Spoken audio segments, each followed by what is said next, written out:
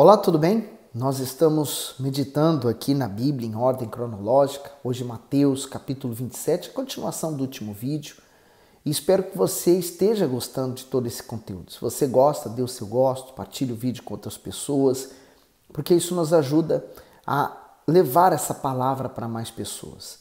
E a diferença desses vídeos que nós temos feito é que nós vamos comentando a Bíblia junto com você para te dar um maior entendimento, mas eu sempre apelo para que você tenha os seus momentos de leitura a sós.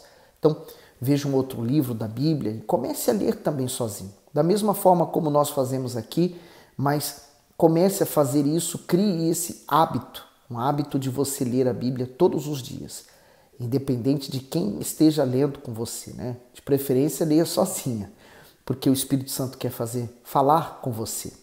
Bom, nós estávamos falando que Pilatos ofereceu Barrabás em troca de Jesus ou Barrabás, e a multidão fez uma escolha. E hoje a multidão continua escolhendo a mesma coisa, né? Preferem agradar a si mesmo do que fazer a vontade de Deus. Porque a vontade de Deus exige sacrifício. Fazer a própria vontade não há sacrifício. É fácil, é sacrifício, né? Então, vamos, antes de tudo, começar com a nossa oração, pedindo a Deus que Ele abra o nosso entendimento, e vamos aqui ver o que Deus tem para falar hoje conosco.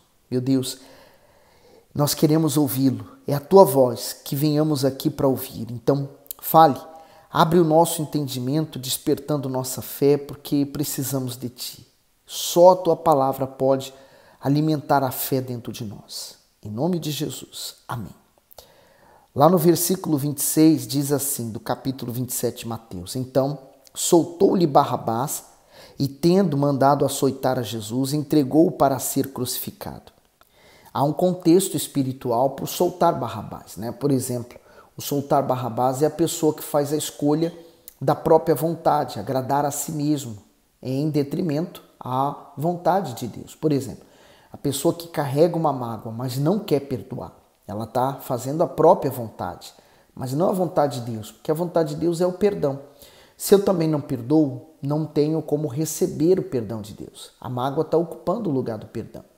Então, eu preciso liberar o perdão, sacrificar minha vontade, sacrificar aquele desejo, para que eu possa receber o de Deus. Então, soltar Barrabás, hoje muitas pessoas continuam fazendo o mesmo, quando preferem seguir as suas próprias vontades. No 27. E logo os soldados do presidente, conduzindo Jesus à audiência, reuniram junto dele toda a corte. Agora imagine, né?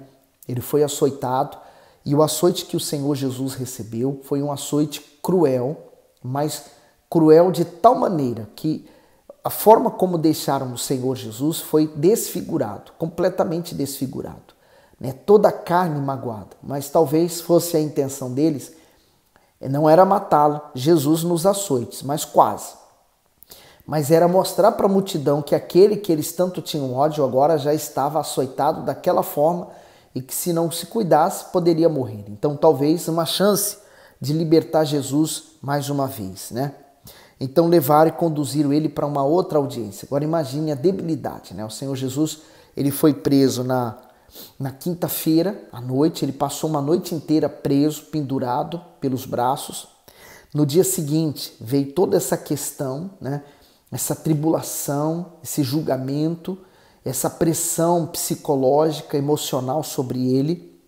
Agora foi o açoitado, né? Volta agora em audiência, isso sem comer, sem beber água. Você imagina como é que vai ficando o corpo desidratado, cansado, né? 28. E despindo-o, cobriram com uma capa de escarlate.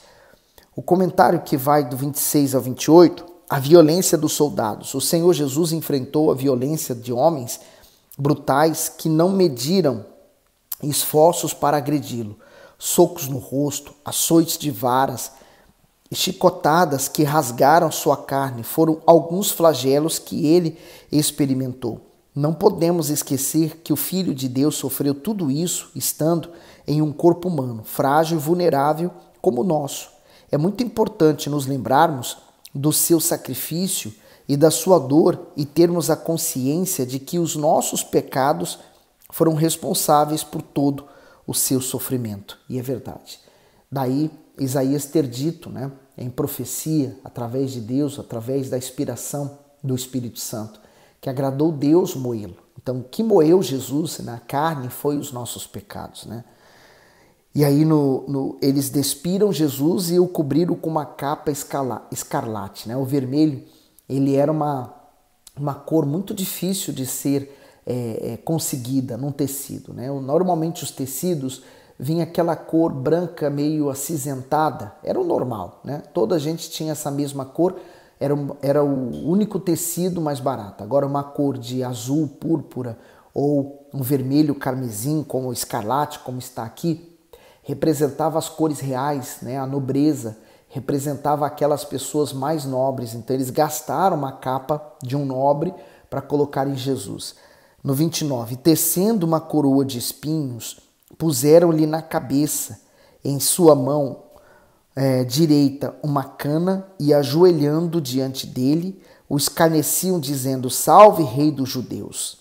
E quanta crueldade, né? E continua a humilhação, né? Olha, eles não precisavam fazer isso, mas ali estava o próprio Satanás usando aqueles homens para tentar criar no coração do Senhor Jesus uma mágoa e ele desistir do plano de Deus.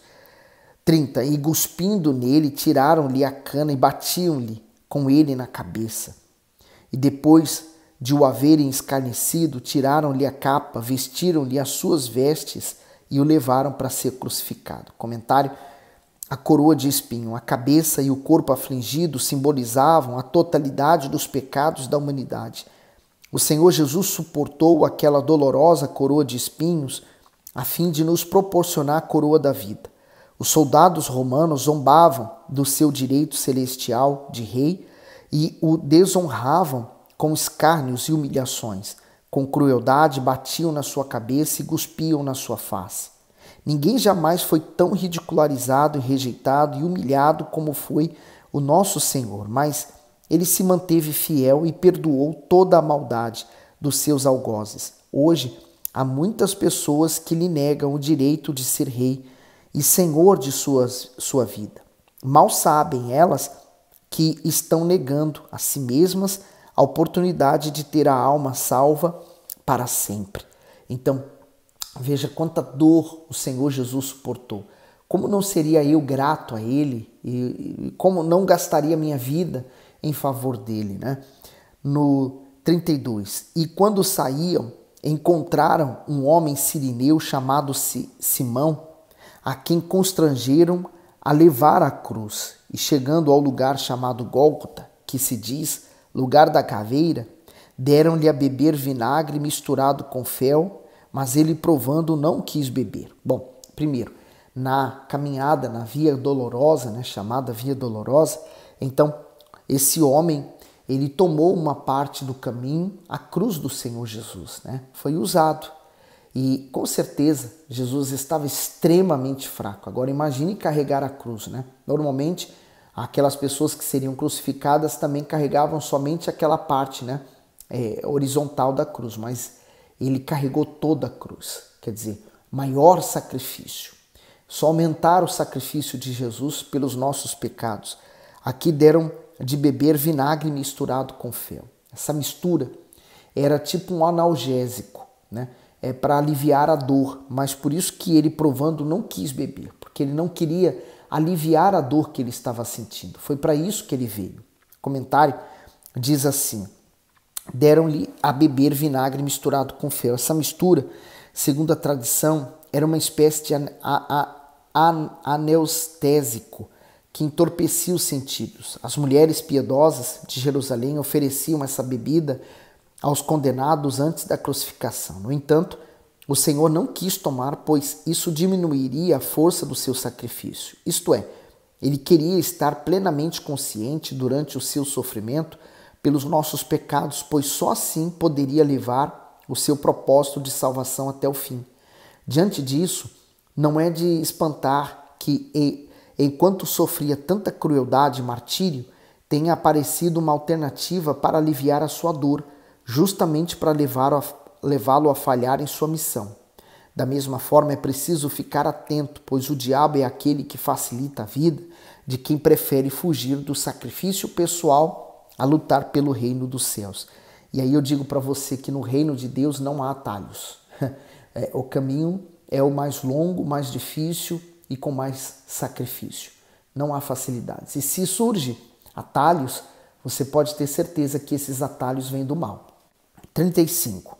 E havendo crucificado, repartiram as suas vestes, lançando sorte, para que se cumprisse o que foi dito pelo profeta. Repartiram entre si as minhas vestes e sobre a minha túnica lançaram sortes. O comentário: repartiram as suas vestes. O salmo messiânico já previa esse acontecimento. Salmo 22, 18. Era tradição fazer das roupas da pessoa executada despojos dos carrascos. Para aqueles insensíveis soldados, as vestes do Senhor crucificado era fonte de lucro, mas para nós são vestes de salvação eterna. E graças a Deus, né? Eu sei que é triste tudo isso que estamos lendo, mas essa tristeza nos traz alegria, porque Ele nos salvou. Então, tudo estava se cumprindo perfeitamente, toda a palavra. E sabe o que mais? Aqueles sacerdotes religiosos que conheciam tão bem o Velho Testamento estavam vendo a palavra se cumprindo, mas é como se eles não tivessem o entendimento aberto, né? Como se eles não estivessem vendo que eles estavam fazendo parte do plano de Deus, mas uma parte do lado negativo, porque eles estavam crucificando Jesus. 36. E assentados o aguardavam ali, e por cima da sua cabeça puseram escrita a sua acusação: Este é Jesus, o Rei dos Judeus. E foram crucificados com ele 2 salteadores, um à direita e outro à esquerda. Então, esses 2 ladrões, né, salteadores, malfeitores, essas 2 pessoas estavam um à direita e outra à esquerda. E aqui também tem um símbolo muito forte, né? Porque a cruz do centro era a cruz do Senhor Jesus, é a cruz da salvação. A cruz da esquerda é a cruz da negação. Quem negou Jesus e blasfemou contra ele, negando então a salvação e morrendo para a vida eterna mais longe de Deus. E o da direita, apesar de ter sido um pecador e está sendo justo a sua condenação, ele se arrependeu e ele achou salvação. Então, a cruz da direita é da salvação, da esquerda da negação. 39. E os que passavam blasfemavam dele, maneando a cabeça, né? E dizendo: Tu que destróis o templo e em 3 dias o reedificas, salva-te a ti mesmo, se és filho de Deus, desce da cruz. Essas palavras aqui vinham do mal, do próprio Satanás, tentando desmotivar Jesus, dizendo: olha, tá vendo? Eles não merecem que você morra por eles. Eles não merecem que você passe por isso, porque eles estão aí blasfemando, eles estão aí, olha, negando você. Então desista, mas Jesus permaneceu no seu propósito. Ele tinha uma convicção muito forte dentro dele. A convicção que nós temos na salvação, em Jesus Cristo, nos fará chegar até o céu. Sem essa convicção, muitos se perdem no meio do caminho. 41. E da mesma maneira também os principais sacerdotes com os escribas e anciãos e fariseus escarnecendo diziam: salvou os outros e a si mesmo não pode salvar-se. Se é o rei de Israel, desça agora da cruz e creremos nele. Eu acredito que mesmo que Jesus descesse da cruz, eles não creriam. Continuariam tentando matá-lo. E ele fala: salvou a si mesmo. Acredito que seja esse o pensamento que os outros também tinham, né? Se ele era tão forte, ele salvar-se-ia da prisão e daqueles homens. Eu acho que Judas pensou muito nisso, né? Bom, eu vou entregar ele, mas ele, como ele é, ele vai fugir disso, ele vai se salvar disso e vai ficar tudo bem. Mas não sabia que ele também estava colaborando para o plano de Deus. Por isso que Paulo diz, né, que tudo para o final contribui para os que amam a Deus. 43. Confiou em Deus, livre-o agora se o ama, pois disse: sou filho de Deus. O comentário: os principais sacerdotes, escribas e anciãos queriam mostrar para as pessoas que o Senhor Jesus era uma farsa, um impostor. Eles foram tão cruéis com as suas provocações que chegaram a ponto de insinuar que Deus não queria livrá-lo daquele sofrimento porque ele não era o seu filho. Embora fosse verdade que o Deus Pai o tenha deixado só no instante da sua morte, é preciso entender que isso só aconteceu porque o Senhor Jesus precisou assumir as nossas culpas e se tornar maldição por nós. Com isso, teve que suportar sozinho todo o sofrimento e pagar o preço que era exigido pela nossa salvação. Então, o preço da morte, o preço do pecado é a morte. Então, ele estava assumindo a nossa morte. Naquele momento, de fato, Deus não poderia estar junto com ele. Ele estava só, carregando toda a nossa culpa. Então, veja, confiou em Deus. Quer dizer, eles estavam provocando Jesus para ver se ele se manifestava, porque ele estava em silêncio, como ovelha muda, E ele falou assim, sou filho de Deus. Quer dizer, eles negavam, mas era o filho de Deus, mas estava morrendo naquele momento por aqueles. 44. E o mesmo lhe lançaram sobre em rosto os salteadores que com ele estavam crucificados. E desde a hora sexta houve trevas sobre toda a terra até a hora nona. E perto da hora nona exclamou Jesus em alta voz, dizendo, Eli, Eli, lama sabachthani, isto é, Deus meu, por que me desamparaste? Comentário, Deus meu, o Senhor Jesus havia ensinado os seus discípulos a chamar Deus de Pai em suas orações, mas lá na cruz ele chamou de Deus. Isso aconteceu simplesmente porque o Messias estava na condição de maldito, por causa dos nossos pecados. Segundo Coríntios 5, 21, aquele que não conheceu o pecado, o fez pecado por nós, para que nele fôssemos feitos justiça de Deus. Gálatas 3 e 13, Cristo nos resgatou da maldição da lei, fazendo-se maldição por nós, porque está escrito, maldito todo aquele que for pendurado no madeiro. Por isso que hoje, a cruz para nós é o símbolo da vitória de Cristo sobre ela. A cruz não conseguiu segurar Jesus. Nós cristãos, hoje nós temos uma cruz vazia, mas como símbolo da vitória, que Jesus já não está mais crucificado e ele já venceu. Então nós não temos uma cruz com nada nela, é vazia. Jesus já saiu dela. Então, quando ele fala que ele assumiu os nossos pecados e a cruz, todo maldito era crucificado, porque naquele tempo a cruz era um símbolo terrível. A cruz, ninguém nem ousava pronunciar aquela palavra, porque carregava maldição, carregava dor, sofrimento para quem estava morrendo.